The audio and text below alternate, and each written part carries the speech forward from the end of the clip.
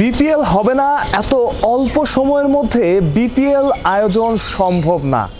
তবে বিসিবি সিদ্ধান্ত নিয়েছে, পরিকল্পনা করেছে, ইতিহাসের সবচাইতে গোছানো বিপিএলটাই তারা আয়োজন করতে চায়। অনেকগুলো প্রশ্ন, কয় দলের বিপিএল হবে, কত তারিখ থেকে বিপিএল শুরু হবে, কেমন দল হবে, কোন কোন বিভাগ বিপিএলে দল নেবে, সব কিছু নিয়েই চলছে আলোচনা। বিসিবি দরপত্র আহ্বান করেছে এবং অনেকগুলো দল ইন্টারেস্ট দেখিয়েছে, যেটা সবচাইতে ভালো খবর। এক ঢাকা থেকেই আমাদের কাছে যে খবর, 3টা ফ্র্যাঞ্চাইজি ঢাকা দল নেওয়ার আগ্রহ প্রকাশ করেছে এবং বিভিন্ন গণমাধ্যমে সেই খবর উঠে এসেছে। শুধু তাই না, বিপিএলের ড্রাফটের তারিখও ঠিক হয়ে গেছে। 17ই নভেম্বর বিপিএলের ড্রাফট অনুষ্ঠিত হবে, অর্থাৎ কে কোন দলে খেলবে, কাকে কোন দল ভেড়াবে, সেই সিদ্ধান্ত হবে সেদিনই জানা যাবে দলগুলোর অবস্থান। তার আগে থেকেই তারা বিদেশি ক্রিকেটারদের সাথে কথা বলা শুরু করেছে। কি কি পরিবর্তন থাকছে এবারে বিপিএলে?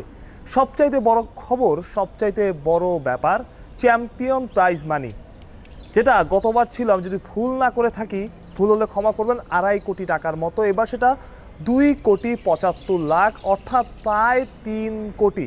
খুব স্বাভাবিকভাবেই ফ্র্যাঞ্চাইজিগুলোতে আগ্রহ বাড়বে। যে বিপিএলটা মাঠে গড়ানোরই কথা না, যে বিপিএলটা হবে বলে কেউ বিশ্বাসই করছিল না, সেই বিপিএলের প্রাইজ মানি গতবারের চাইতেও বেশি।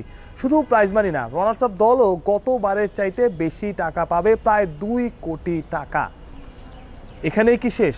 না, বহুদিন ধরে বহু কথা হয়েছে, বহুবার ফ্র্যাঞ্চাইজিগুলো দাবি তুলেছে বিপিএলের লাভের একটা ভাগ তাদের দেওয়ার জন্য। তবে কোনো সিদ্ধান্ত আসেনি, কখনোই তাদের সেটা দেওয়া হয়নি বা আশ্বাসও তেমনভাবে দেওয়া হয়নি।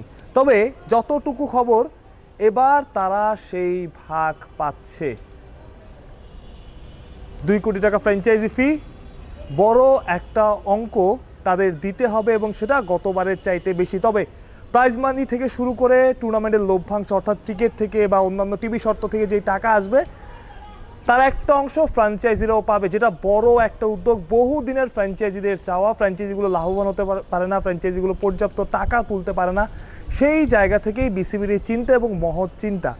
দল হতে পারে 5টা, এমনকি 6টা দলও এবার বিপিএলে হতে পারে, এমনটাই জাতীয় দৈনিক সমকালের খবর।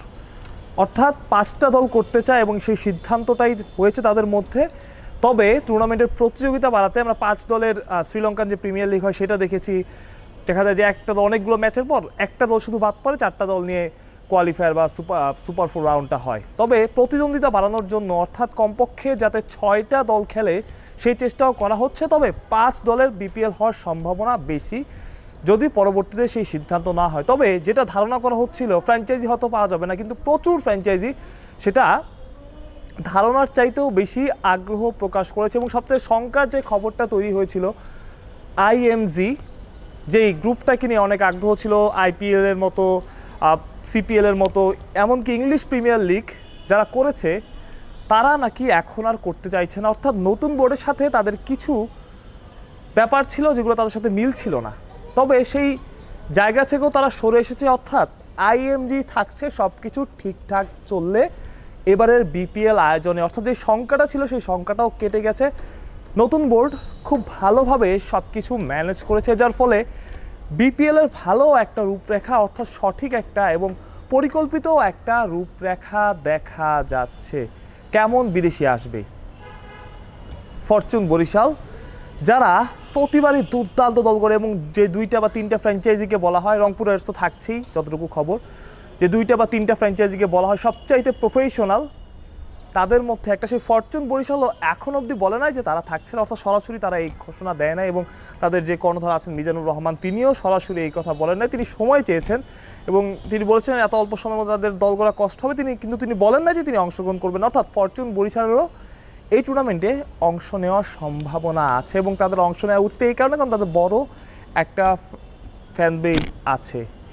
অর্থাৎ বিপিএল নিয়ে, বিপিএলের ব্যাপার এবং সবচাইতে বড় ব্যাপার যেটা, ফ্র্যাঞ্চাইজিগুলো সবসময় স্পন্সর খরায় ভুগে এবং বারবার তারা অভিযোগ করে স্পন্সরদের কাছে একরকম তাদের চেয়ে চেয়ে স্পন্সর আনতে হয় এবং অনেক কষ্ট করতে হয়, অনেক ফ্র্যাঞ্চাইজি মালিক বলেছেন। এবং টাকা ওঠানো অনেক দোটানা থাকতে হবে। ফ্র্যাঞ্চাইজিদের জন্য একটা লোভনীয় ব্যাপার বা কার্যকরী ব্যাপার হচ্ছে যে ম্যাচের মাঝখানে যে 15 বা 20 মিনিট একটা ব্রেক থাকে, সেই ব্রেকে বড় স্ক্রিনে তাদের বিজ্ঞাপন চালানো যাবে। অর্থাৎ যে ফ্র্যাঞ্চাইজিগুলো খেলবে তাদের বিজ্ঞাপন সেই বড় স্ক্রিনে চালানো যাবে বলে আমরা শুনেছি বা এটা প্রাথমিক সিদ্ধান্ত হয়েছে, এমন একটা খবর আমরা জানতে পেরেছি। পরবর্তীতে হয়তো পূর্ণাঙ্গ সিদ্ধান্ত বা পুরোপুরি সিদ্ধান্ত নেওয়া হবে এবং একদম যে সিদ্ধান্ত মানে নীতিগত সিদ্ধান্তের জায়গাতে পৌঁছানো যাবে। এটা হলে আদতে বিপিএলের দলগুলোর প্রতি চিন্তা করেন, একটা মাঠে 25,000 মানুষ বসে আছে, বড় স্ক্রিনে আপনার কোম্পানির বিজ্ঞাপন চলছে, কে চাইবে